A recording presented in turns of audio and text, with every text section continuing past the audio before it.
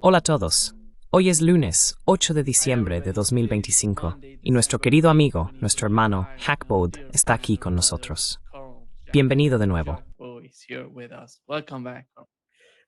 Un placer. Muchas gracias por invitarme de nuevo. Por favor, suscríbete y dale al botón de me gusta. Con suerte, así llegará a más gente. Y Cal, déjame empezar con las últimas noticias sobre el conflicto en Ucrania. Donald Trump dijo que Zelensky aún no ha empezado a leer el plan de paz. Por otro lado, vemos a los europeos preparándose para ayudar a Ucrania.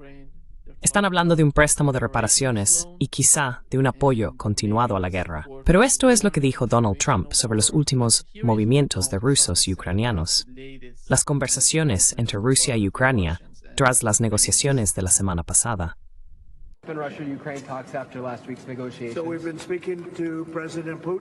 Hemos estado hablando con el presidente Putin y también con los líderes ucranianos, incluido el presidente Zelensky. Debo decir que estoy un poco decepcionado de que el presidente Zelensky aún no haya leído la propuesta. Eso era así hace unas horas. A su gente le encanta y a Rusia le parece bien. Rusia, bueno, ya sabes, Rusia, supongo que preferiría tener todo el país si lo piensas. Pero creo que a Rusia le parece bien. No estoy seguro de que a Zelensky le parezca bien. A su gente le encanta, pero él no la ha leído. Así que algún día tendrás que explicarme eso, Jeff.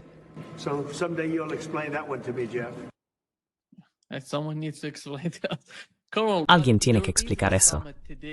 Pero hoy hay una cumbre en Londres sobre la guerra en Ucrania, y es extraño que Polonia no haya sido invitada.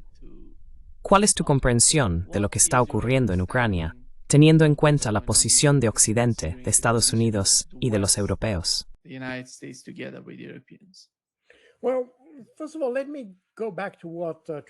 Bueno, ante todo, permíteme volver a lo que dijo Trump sobre este supuesto plan.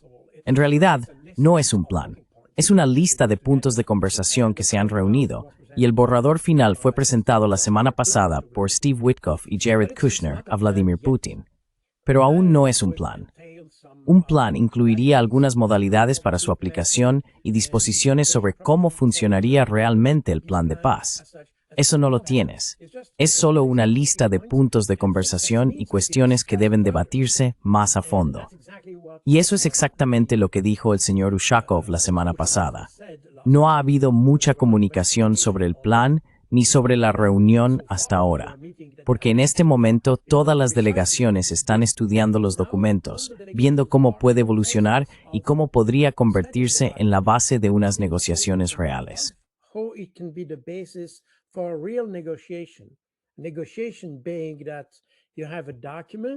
Negociar significa que se tiene un documento y ambas partes intentan acordar las modalidades de cada punto para hacerlo, por supuesto, en su propio interés. Pero aún no hemos llegado a ese punto. Así que, mientras el proceso de negociación no haya comenzado, los estadounidenses y los rusos han decidido no comunicarse sobre el contenido del documento. Sin embargo, sí dijeron que en Moscú no revisaron cada punto. Los rusos simplemente dejaron clara su posición. Ahora bien, contrariamente a lo que dijo Trump, los rusos no están satisfechos con ese documento. Simplemente dicen que es una base para la discusión.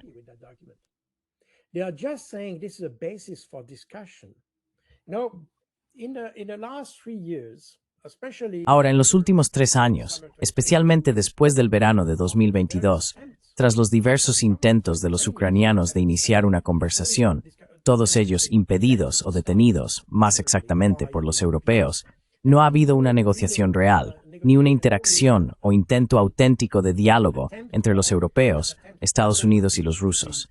Así que, los rusos ahora, al menos independientemente del contenido de la conversación, están satisfechos porque el diálogo está sobre la mesa. Aún no hay propuestas concretas, pero los estadounidenses están dispuestos a hablar, y eso ya es algo positivo. Eso es exactamente lo que dijo Vladimir Putin hace 10 días, y lo repitió la semana pasada en Bishkek.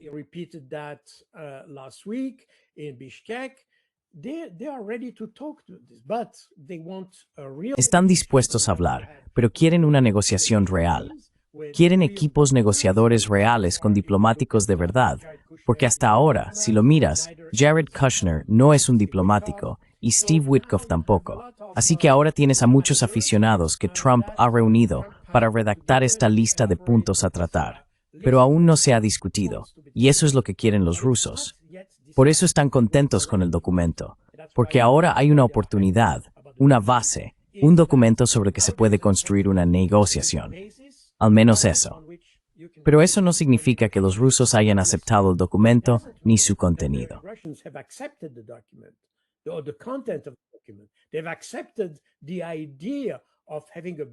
Han aceptado la idea de tener un documento básico sobre el que hablar, pero no su contenido.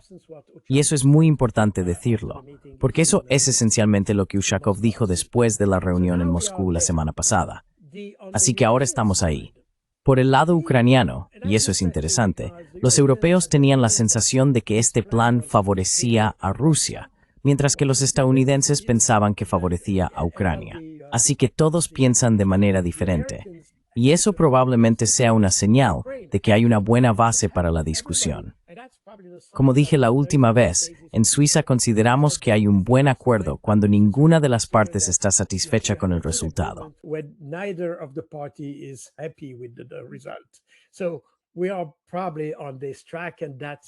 Así que probablemente estamos en ese camino, y eso ya es una buena señal en sí misma. Pero aún no tenemos un documento final, aún no tenemos una negociación definitiva, y muchas cosas pueden cambiar, porque sobre el terreno los rusos siguen avanzando, están destruyendo. También es importante mencionar que hubo un tuit de Julia Mendel, quien solía ser asistente de medios de Zelensky. Ella dijo, bueno, no se trata de kilómetros cuadrados, no se trata de la cantidad de territorios que se ha ganado. El problema son las vidas que perdemos. The problem is about the life we lose. And that's something I have repeatedly said. Y eso es algo que he repetido en tu canal y en otros. El problema es que los rusos, desde octubre de 2022, han dicho, no pretendemos ganar territorio, pretendemos destruir el potencial ucraniano. Como los occidentales han ignorado o negado esa afirmación y siguen convencidos de que el objetivo de los rusos es ganar territorio, han empujado a Ucrania en una dirección completamente equivocada. Como resultado, ahora tenemos una Ucrania que está desangrándose, literalmente, porque ya no le quedan tropas. Puede que no pierda todo su territorio, pero sin duda perderá su ejército. Y ese, creo, es el punto importante. Los rusos lo saben, y por esa razón continúan esta guerra. Siguen destruyendo el potencial de Ucrania.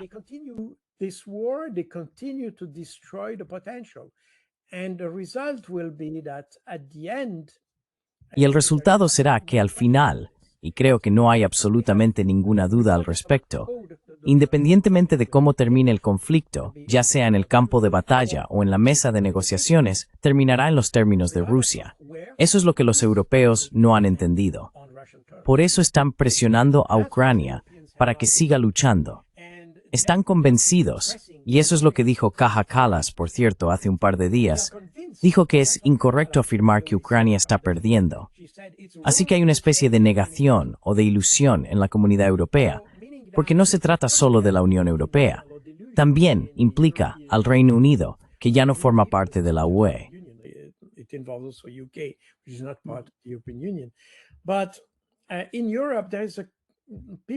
Pero en Europa, la gente está convencida de que los rusos no están ganando, y por lo tanto, es útil continuar.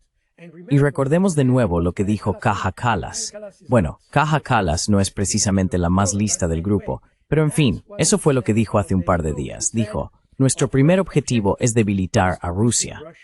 Y luego añadió, tenemos un plan de 2 puntos. El primero es debilitar a Rusia, el segundo es apoyar a Ucrania. Así que vemos que la forma en que lo formuló explica exactamente la esencia. El objetivo principal es debilitar a Rusia. Debilitar a Rusia es la meta, mientras que apoyar a Ucrania no es realmente un objetivo en sí mismo. No se apoya solo por el hecho de apoyar.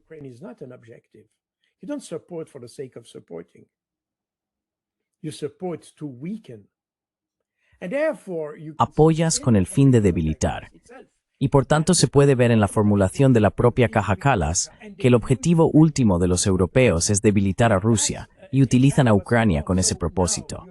Y eso es exactamente lo que está ocurriendo. Así que ahora hay dos cosas diferentes sucediendo. En primer lugar, está este plan que se ha debatido ampliamente en Occidente y en otros lugares, y del que hablamos, creo, en tu canal la semana pasada. Tienes este plan, y además está la Estrategia de Seguridad Nacional de Estados Unidos, que se publicó el fin de semana, la cual en realidad subraya o declara formalmente algo que ya hemos comprendido desde hace meses, que Estados Unidos quiere que Europa asuma este conflicto.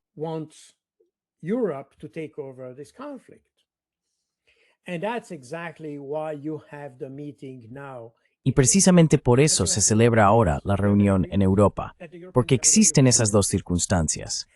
Hay un acuerdo que los europeos ya han rechazado, y ahora los estadounidenses han declarado formalmente una política o estrategia según la cual no quieren seguir implicados en este conflicto. Lo cual no es nuevo, porque en febrero de este año, Pete Hegseth dijo en Múnich a los aliados que Estados Unidos está considerando una división de tareas en lo que respecta al ámbito europeo, lo que significa que Europa debería hacerse cargo de su propia seguridad, mientras que otros conflictos, como el que ocupa principalmente la mente de los estadounidenses, es decir, el conflicto con China, deberían tener prioridad para ellos.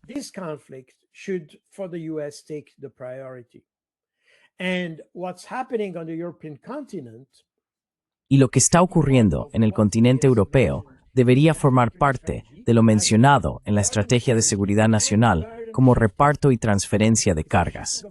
Se trata de una transferencia de la carga, lo que significa que la responsabilidad de la seguridad europea debe trasladarse a los europeos, que ahora tienen que asumir la responsabilidad del conflicto en Ucrania. El problema es que Europa no tiene capacidades. Europa se ha debilitado a sí misma y siempre ha tenido la idea de que el conflicto, o toda la estrategia, debía ser llevada a cabo por los estadounidenses. Los europeos solo han ladrado a los rusos y, de hecho, han confiado en los estadounidenses para hacer el trabajo. Han proporcionado algo de ayuda a los ucranianos, pero no tan significativa como la de los estadounidenses.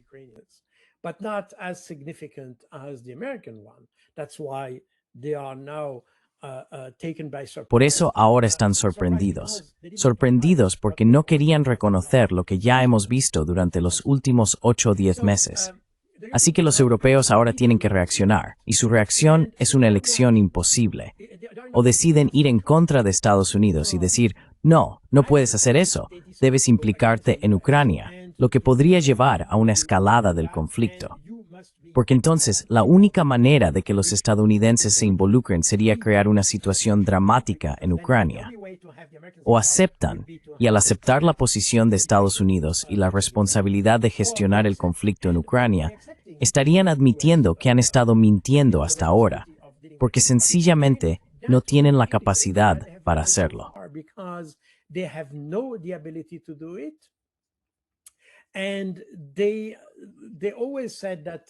Siempre se ha dicho que Europa es el segundo mercado más grande del mundo.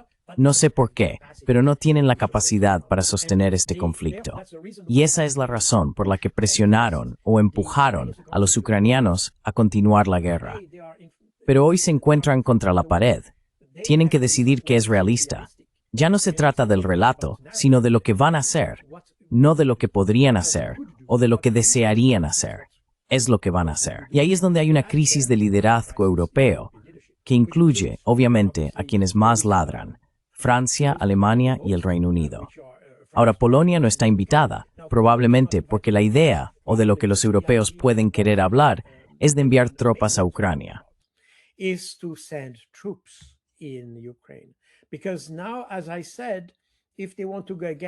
Porque ahora, como dije, si quieren ir en contra de Estados Unidos, tienen que escalar el conflicto hasta cierto punto. Y quizá, no lo sé, no tengo ni idea de qué discutirán en Londres, pero una opción es que hablen del despliegue de tropas. Los polacos no quieren hacerlo.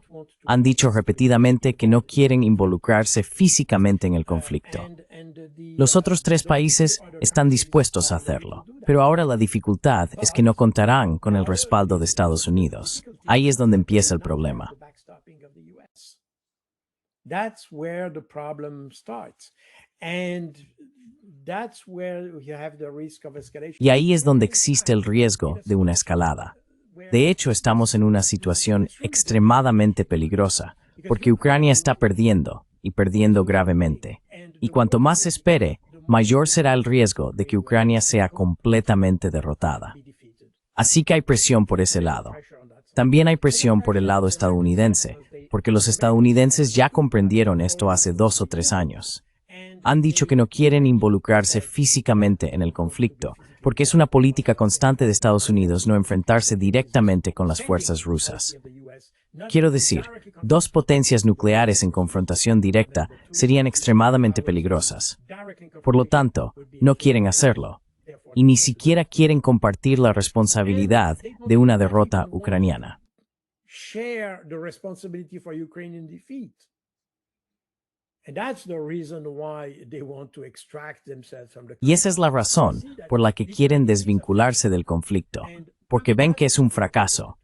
Y Trump no quiere que lo asocien con un fracaso. Por lo tanto, eso significa que los europeos no pueden ayudar a Ucrania. Ucrania está fracasando. Estados Unidos no quiere implicarse más en el conflicto, lo que significa que los europeos tienen que resolver el problema por sí mismos, pero no tienen los recursos para hacerlo. Y por eso es una situación imposible, un callejón sin salida para los europeos, a menos que se den cuenta de que cometieron un error, lo reconozcan y decidan actuar mediante la diplomacia. Pero aquí, de nuevo, hay un problema, porque iniciar la diplomacia significa reanudar algunos tactos con Rusia. Some contacts, diplomatic contacts with Russia. And so far, European Union as union. Hasta ahora, la Unión Europea como unión y los países europeos individualmente han cortado casi todos los lazos con Rusia. Eso significa que ni siquiera tienen el marco necesario para reactivar las relaciones diplomáticas. Quiero decir, probablemente queden algunas conexiones muy pequeñas, pero aún así, para reconstruir la diplomacia, se necesita un cierto nivel de confianza. Y ahora mismo, los rusos no tienen absolutamente ninguna confianza en los europeos. Y con razón, por cierto, porque los europeos han estado engañando desde 2014, siguieron haciendo promesas que no cumplieron. Entonces, ¿por qué iban los rusos a creer de repente a los europeos, especialmente ahora que Ucrania está siendo derrotada? Tal vez recuerdes lo que dijo Vladimir Putin en la reunión del Consejo de Seguridad Nacional, que tuvo lugar, creo, hace 2 semanas, un viernes. I think it was Friday 2 weeks ago. And he said, well, if the Y él dijo, bueno, si los ucranianos rechazan las negociaciones, estamos satisfechos con eso, porque entonces lograremos nuestros objetivos por la vía militar. Así que, para los rusos, tienen la capacidad de alcanzar sus objetivos de cualquier manera. Como he dicho, independientemente de cómo termine este conflicto, terminará en los términos de Rusia. La única libertad de movimiento, o libertad de acción, que tienen los europeos es definir hasta qué punto quieren que Ucrania sea destruida. Ese es su margen de maniobra. Pero aún no se han dado cuenta de ello, porque se han convencido de que Rusia está fracasando. Y, como he dicho muchas veces, y eso es algo bien sabido desde Sun Tzu, hace unos 2500 años, el peor error que se puede cometer en la guerra es subestimar al enemigo. Y eso es exactamente lo que han hecho los europeos, y siguen haciéndolo.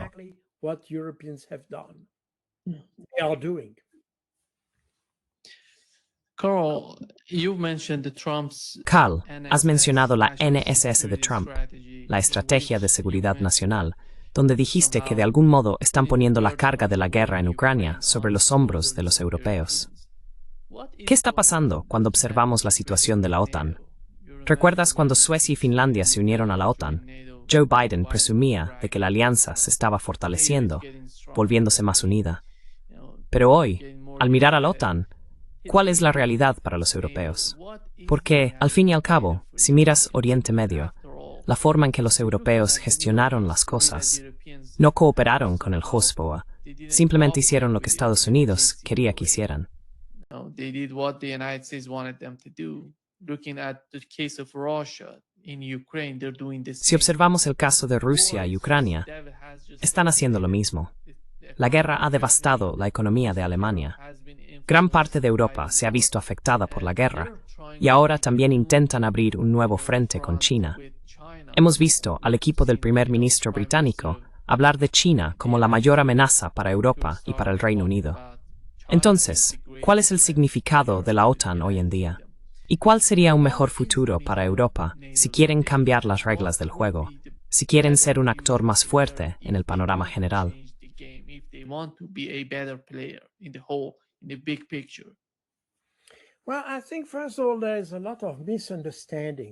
Bueno, creo que ante todo, hay muchos malentendidos en torno a la OTAN. Desde la perspectiva europea, y eso se ve claramente con el ejemplo de Finlandia y Suecia, y probablemente de otros países como Ucrania, consideran la OTAN un activo de seguridad nacional, por así decirlo. Pero la OTAN es un sistema de seguridad colectiva, no algo destinado a países individuales. Es una herramienta que se desarrolló en caso de una guerra total entre Oriente y Occidente. El Pacto de Varsovia no existía en 1949, pero me refiero al bloque comunista frente a las democracias occidentales. Ese es el marco ideológico bajo el cual se creó la OTAN. Y es muy importante recordar a la gente que la OTAN es una alianza nuclear. NATO is a nuclear alliance. The ultimate goal of NATO is El objetivo último de la OTAN no es proteger a países individuales de un ataque por parte de Rusia o de cualquier otro. Su propósito es colocar a todos los países europeos bajo el paraguas nuclear de Estados Unidos. Por eso es muy difícil activar a la OTAN en una situación como la de Ucrania. Por cierto, probablemente habrás notado que en los 2 últimos años, cuando se trataba de garantizar la seguridad o alcanzar algún acuerdo con Ucrania, no fue la OTAN la que firmó un acuerdo de seguridad con ellos. Fueron los países miembros de la OTAN los que firmaron acuerdos bilaterales de seguridad con Ucrania, pero no la OTAN en sí, porque la OTAN no está diseñada para este tipo de conflicto. Está diseñada para una guerra total en el continente europeo. for the all-out war on the European continent. That's why NATO was built. Por eso se creó la OTAN. La OTAN se fundó cuando la Unión Soviética obtuvo la bomba nuclear. Eso fue lo que motivó su creación, porque los países europeos en aquel momento estaban asustados por el hecho de que la Unión Soviética tuviera acceso al poder nuclear. Y esa es la razón de ser de la creación de la OTAN. El Pacto de Varsovia se creó 6 años después, cuando Alemania ingresó en la OTAN. Eso fue lo que impulsó la creación del Pacto de Varsovia en 1955. Así que la OTAN se construye en torno al poder nuclear. Y por esa razón, cuando Finlandia o Suecia se unieron a la OTAN para mejorar su propia seguridad nacional, tomaron una decisión totalmente equivocada. Se basa en su malentendido de la realidad de la OTAN. Ese es el primer aspecto. That's the very first aspect. The second aspect is that NATO El segundo aspecto es que la OTAN, como se dijo, no significa que Estados Unidos deba proteger a Europa en todos los casos. Solo aporta el poder nuclear. La idea es garantizar que Estados Unidos se vería implicado en un conflicto y, por tanto, dispuesto a comprometer su arsenal nuclear. Esa es la razón por la que todavía hay tropas estadounidenses en Alemania, para asegurar que Estados Unidos se comprometería en caso de una guerra total en Europa. De lo contrario, incluso si hubiera una guerra en Europa y los estadounidenses siguieran en el continente, podrían decir, bueno, de acuerdo, eso es un asunto europeo, no queremos involucrarnos. Y por esa razón, para garantizar que Estados Unidos siga comprometido, los europeos pidieron a Estados Unidos que permaneciera en Europa. the Europeans asked the US to stay in Europe. So the US forces in Germany, which Así que las fuerzas estadounidenses en Alemania, que comenzaron como una fuerza de ocupación, al igual que las fuerzas británicas y francesas, después de 1945, más tarde cambiaron el estatus de su presencia. Tras el final de la Guerra Fría, cuando los franceses y los británicos se retiraron de Alemania, Estados Unidos permaneció porque necesitaba mantener un compromiso físico en caso de una guerra nuclear. Eso exige que Estados Unidos tenga algo en juego en el conflicto, es decir, sus fuerzas en Alemania. Esa es la justificación. Ahora bien, no entender eso ha llevado por supuesto a Suecia y Finlandia a unirse a la OTAN, lo cual es un mal cálculo porque ahora forman parte de la amenaza desde el lado ruso, según la perspectiva rusa. Como resultado, los rusos han empezado a desplegar fuerzas al otro lado de la frontera finlandesa. On the other side of the border of Finland. And because now Finland Y como ahora Finlandia se ha convertido en parte del panorama de la amenaza, ahí es donde estamos. Pero la idea original no era que Estados Unidos sustituyera la defensa nacional de los europeos. Por eso, ya en su primer mandato, Trump pidió a los países europeos que gastaran más en defensa, porque incluso entonces dijo que la defensa europea debía estar en manos de los europeos. Para los europeos, por supuesto, era conveniente contar con los estadounidenses, porque eso activaría la amenaza nuclear y una especie de disuasión y cosas por el estilo. Por lo tanto, no tenían que gastar demasiado en defensa. Estados Unidos, por su parte, estaba gastando. Bueno, se podría decir que Estados Unidos siempre ha gastado en exceso en defensa. Libran guerras por todo el mundo.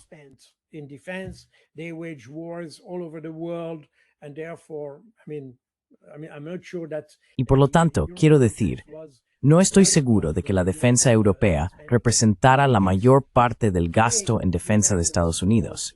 En cualquier caso, hoy los estadounidenses quieren ahorrar, reducir sus gastos, quieren desarrollar la industria en el territorio continental de Estados Unidos y cosas por el estilo, es decir, en el hemisferio occidental, para usar la terminología de la Estrategia de Seguridad Nacional.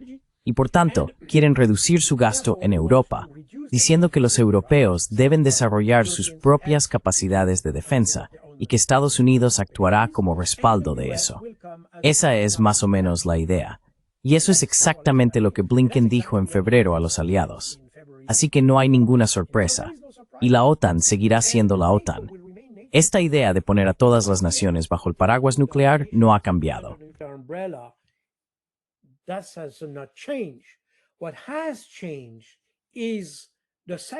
Lo que ha cambiado es la sustancia de la guerra, porque obviamente, incluso durante la Guerra Fría, sobreestimamos la disposición de la Unión Soviética a atacar a Occidente. Y por supuesto, todo el mundo jugaba según ese tipo de reglas, así que aceptamos esa exageración de la amenaza. Bien, pero hoy estamos en una situación económica más compleja. Quiero decir, la Guerra Fría fue la edad de oro de la civilización europea, si se quiere. Tuvimos un crecimiento floreciente en todo Occidente. Exportábamos, teníamos influencia política, desempeñábamos un papel, cosas así. Quiero decir, esto empezó a decaer durante los años 70, pero aún así, durante la Guerra Fría, en general, fue la edad de oro de la economía, la sociedad y la civilización europeas, si se puede decir así, para simplificar.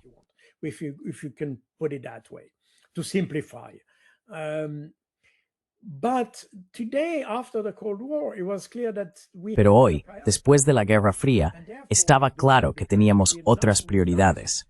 Por lo tanto, no tendríamos esta guerra total para la que se diseñó la OTAN. Y hoy podemos ver el conflicto en Ucrania como un ejemplo de ello. Creo que nunca habría una lucha así. Exactamente. Sí, absolutamente. Tienes toda la razón. Esto nunca ha sido así. Era una ilusión que teníamos durante la Guerra Fría, pero entonces podíamos permitírnosla. El problema es que ahora podemos tener la misma ilusión, pero ya no podemos permitírnosla. Por lo tanto, necesitamos ser más realistas. Pero tienes toda la razón. Este tipo de conflicto no ocurrirá. Por eso no soy partidario de la OTAN. Quiero decir, no tengo ningún problema con que los países se unan para organizar una defensa común. Creo que eso es racional. No es una mala idea.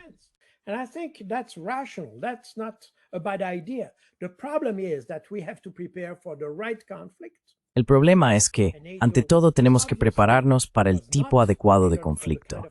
Y la OTAN, evidentemente, no está adaptada al tipo de conflicto al que podríamos enfrentarnos en Europa. Ucrania es un buen ejemplo de ello.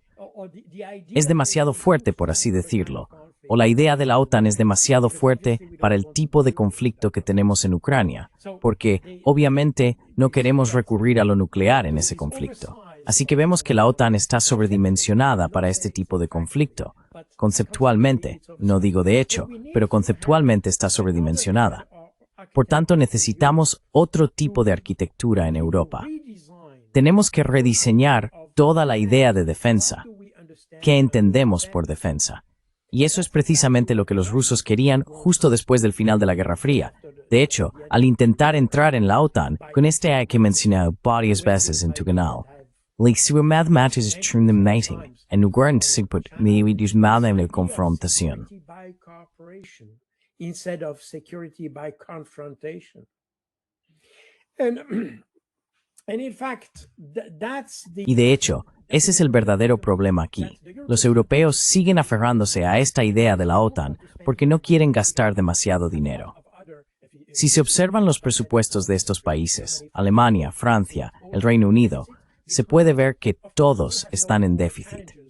Por supuesto, tenemos cada vez más desafíos sociales y societales, y eso cuesta mucho dinero. Así que la defensa ha sido relegada en la lista de prioridades, ya no está en lo más alto. Y por eso los estadounidenses están diciendo ahora, tenéis que haceros cargo, tenéis que comprender lo que realmente significa la defensa.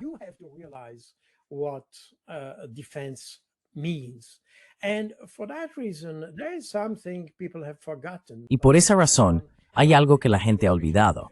Pero lo que hizo la administración Trump en febrero fue compartir con los países europeos de la OTAN un cuestionario preguntándoles cómo definirían la defensa si Estados Unidos no estuviera presente. Se trataba de hacer que los europeos reflexionaran.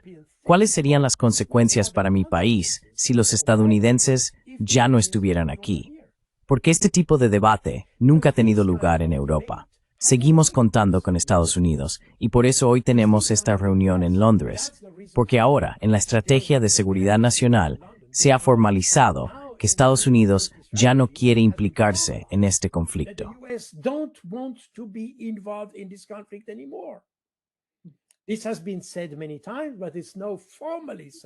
Esto se ha dicho muchas veces, pero no está expresado formalmente en este documento, y ese es el problema para los europeos. Han vivido en la negación durante 3 años y ahora se dan cuenta de que aquello que negaban es de hecho una realidad hoy. Así que, la OTAN es una alianza, un sistema de defensa colectiva que se estableció en una época en la que la amenaza era nuclear.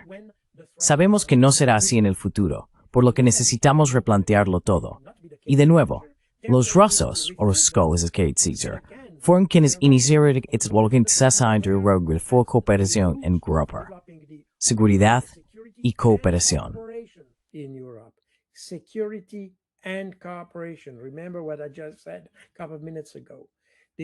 Recuerden lo que dije hace un par de minutos.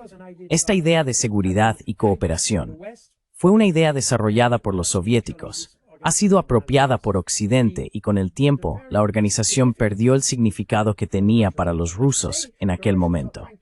Pero hoy, los rusos están intentando resucitar esta idea, y creo que es hacia ahí donde debemos dirigirnos. Si hay alguna lección que aprender del conflicto ucraniano, es esta. Deberíamos replantearnos por completo la forma en que resolvemos los problemas en Europa. Y con ello, deberíamos ante todo abandonar la idea de que Estados Unidos acudiría automáticamente a proteger a los europeos.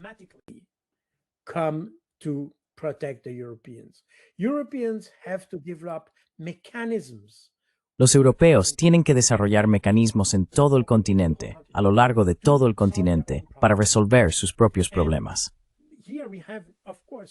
Aquí tenemos, por supuesto, que superar el problema de los estados bálticos y Polonia, que son, quiero decir, los estados bálticos. En serio, tengo serias dudas sobre sus capacidades intelectuales y sus aptitudes, para ser honesto, porque nunca oímos nada que tenga sentido proveniente de sus élites. Son belicistas. Están ladrando todo el tiempo. Hacen cosas que son totalmente incoherentes con sus propios intereses nacionales. Así que es extremo, pero aún así tienen una influencia muy fuerte. De nuevo recordemos a Kaja Kallas, que viene de Estonia.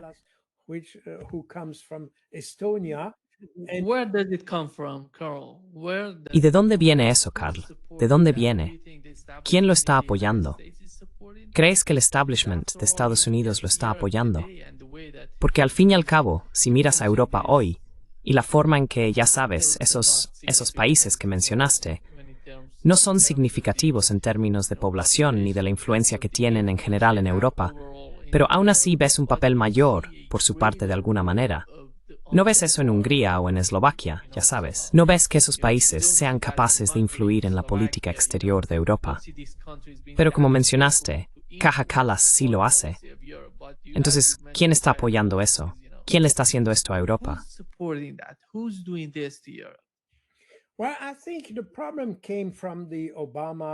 Bueno, creo que el problema vino de la administración de Obama, y probablemente quiero decir de lo que vino antes, hasta Obama.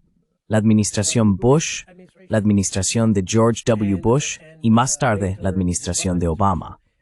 Fueron ellos quienes iniciaron muchas guerras y necesitaban el apoyo de algunos países europeos. Tal vez recuerdes que los más reacios a apoyar a Estados Unidos en esos conflictos fueron precisamente aquellos a los que Donald Rumsfeld solía llamar la vieja Europa, es decir, Francia, Alemania, Italia, principalmente Francia y Alemania. Pero la nueva Europa, los estados bálticos, Polonia, esos fueron los países que apoyaron firmemente esas guerras en Irak.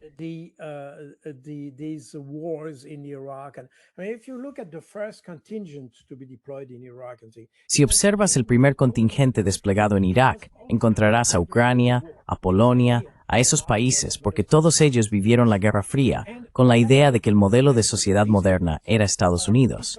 Y eso siempre ha sido así. Además, estos países se han enfrentado históricamente a los rusos.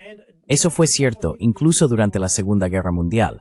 Es decir, los estados bálticos fueron aliados de los nazis. Polonia estaba algo dividida, ha cambiado un poco, pero el mariscal Piłsudski, que fue el líder de Polonia en la década de 1930, era buen amigo de Adolf Hitler y cosas por el estilo.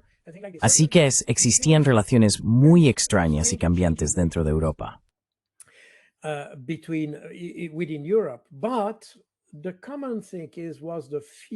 Pero lo común era el miedo a, o digamos, la confrontación con los rusos. Ese ha sido un punto en común, y los estados bálticos fueron extremadamente firmes en eso. Eran pronazis. Y continuaron después de la guerra, por cierto, porque tras la Segunda Guerra Mundial solemos hablar de los movimientos de resistencia, de los nacionalistas, incluso de aquellos apoyados por antiguos oficiales de las SS en Ucrania. Pero fue exactamente lo mismo en Lituania y Letonia. Existía exactamente eso. Y si se observa los primeros años del período de posguerra, hasta principios de los 60, una de las principales actividades de los servicios clandestinos en Europa era el apoyo a esos movimientos guerrilleros en Europa del Este.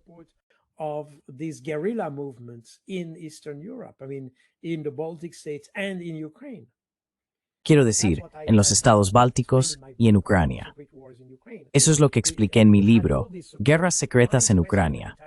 Contaron con todo ese apoyo de los servicios de inteligencia occidentales, el MI6, el SDC en Francia, el SDS, que fue el predecesor de la DGS, y la CIA, obviamente, en Estados Unidos.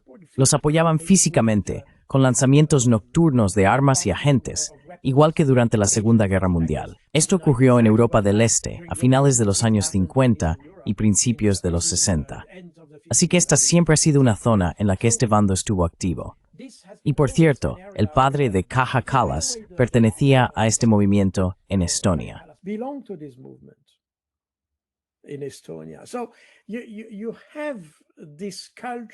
Así que existe esta cultura de lucha contra los soviéticos y los rusos. Y eso siempre ha sido un buen punto de apoyo para la política estadounidense, que obviamente estaba en contra de los soviéticos. Podían contar con un apoyo real. Cuando estuve en la OTAN, noté que a pesar de su tamaño muy reducido, los estados bálticos tenían una enorme influencia en la organización. Lo mismo ocurrió con Polonia. Polonia, al ser más grande, tiene evidentemente uno de los ejércitos más poderosos de Europa, probablemente incluso más fuerte que el alemán, y tienen la ambición de ser o de tener las fuerzas armadas más fuertes de Europa.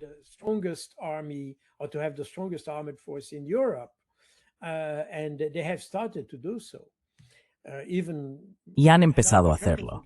Y ahora los alemanes querrían hacer lo mismo. Así que tenemos una situación muy extraña. En cualquier caso, históricamente ha sido así. Y apoyaron ciegamente todas las políticas de Estados Unidos. De hecho, hubo una convergencia entre lo que esos países pretendían desde un punto de vista histórico y lo que los estadounidenses querían hacer desde un punto de vista más político y geopolítico. Así que hubo una convergencia aquí, y esa es la razón por la que ocurrió de esa manera. Pero el problema es que hoy vemos que no está en el interés de nadie. Estados Unidos ya no tiene, y eso se reconoce, por cierto, en esta nueva estrategia de seguridad nacional, la capacidad de librar guerras en todo el mundo. Necesitan financiar eso, y no pueden hacerlo. Por lo tanto, deben establecer prioridades. Therefore, they need to set priorities. They have to rebuild an industry. They have to rebuild. Tienen que reconstruir una industria, una economía, una sociedad. Y por tanto, no pueden permitirse dedicar más tiempo a respaldar, o más bien, a apoyar activamente, un conflicto en Europa. Esta es una tarea que deben asumir los europeos. Así, Estados Unidos puede centrarse realmente en la mayor y más importante amenaza para sus propios objetivos, que es China, su mayor competidor, no tanto en el ámbito militar, sino en el económico, tecnológico y en cuanto a los desafíos del futuro. Fíjense en la inteligencia artificial, en otras tecnologías, la tecnología espacial, la ciencia de los materiales, los nuevos materiales que se están creando. Los chinos han desarrollado nuevas fuentes de energía y cosas por el estilo.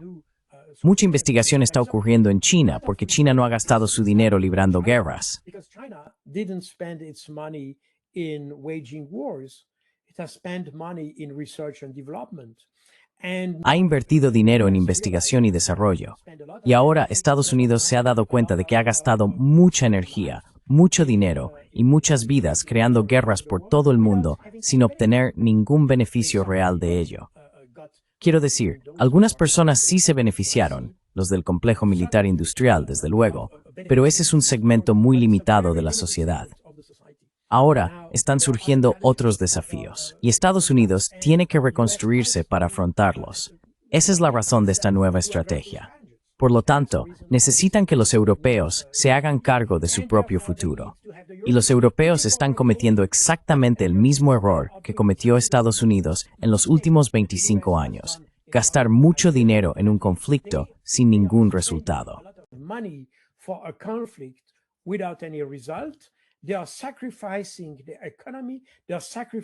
Están sacrificando su economía, están sacrificando sus sociedades solo por el hecho de luchar contra Rusia, lo cual no tiene sentido. Y eso es precisamente lo que debemos entender en esta estrategia de seguridad nacional. Por cierto, si se observa la esencia de la estrategia de seguridad, no es que los estadounidenses sean amantes de la paz, ni nada por el estilo. No, siguen aspirando a la dominación global, al dominio mundial, a ser el país más fuerte del mundo que dicta todo al resto del planeta. El problema es que han establecido un proceso para lograrlo, reconociendo que ahora ya no están en condiciones de alcanzar ese objetivo de inmediato desde la posición en la que se encuentran. Necesitan volver a desarrollar su propia economía.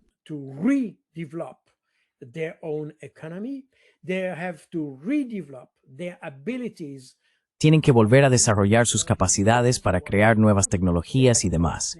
Tienen un sistema educativo en colapso, una sociedad en colapso y así sucesivamente. Todo eso debe solucionarse antes de alcanzar el objetivo de la dominación global. Pero ese sigue siendo el objetivo final, y creo que es muy importante entenderlo. Así que, este documento no significa en absoluto que Estados Unidos esté renunciando a luchar contra los rusos. No, en absoluto. Es simplemente otro camino para abordar esa cuestión, con prioridades establecidas. La principal sigue siendo China. Eso es lo que estamos viendo. Los europeos deben entenderlo y, sobre todo, deben darse cuenta de que están cometiendo exactamente los mismos errores que los estadounidenses cometieron en el último cuarto de siglo. Gastar más dinero en luchar contra alguien sin obtener nada, mientras sacrifican sus propias capacidades.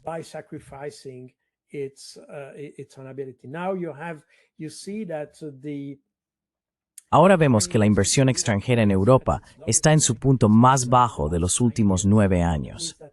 Eso significa que los inversores extranjeros de otros continentes y de otras partes del mundo ya no tienen confianza en Europa. Y tienen razón, porque Europa evidentemente no está mejorando su situación, sino que está empeorando. Por lo tanto, es natural que la confianza de los inversores haya caído. Como resultado, ahora se está entrando en una especie de círculo vicioso, en el que hay menos inversores justo en el momento en que más se necesitan, porque en este momento países europeos como Francia, Alemania y el Reino Unido necesitan financiar su deuda, pero nadie quiere prestarles dinero. Así que están atrapados en sus propias políticas, por así decirlo. Y ese es exactamente el desafío al que se enfrenta Europa hoy. That's exactly the challenge Europe is facing today. Thank you so Muchas much, gracias, Cal, por estar con nosotros hoy. Un gran placer, como siempre. as always. That was Ha sido un placer. Muchas gracias. Thank you. 2.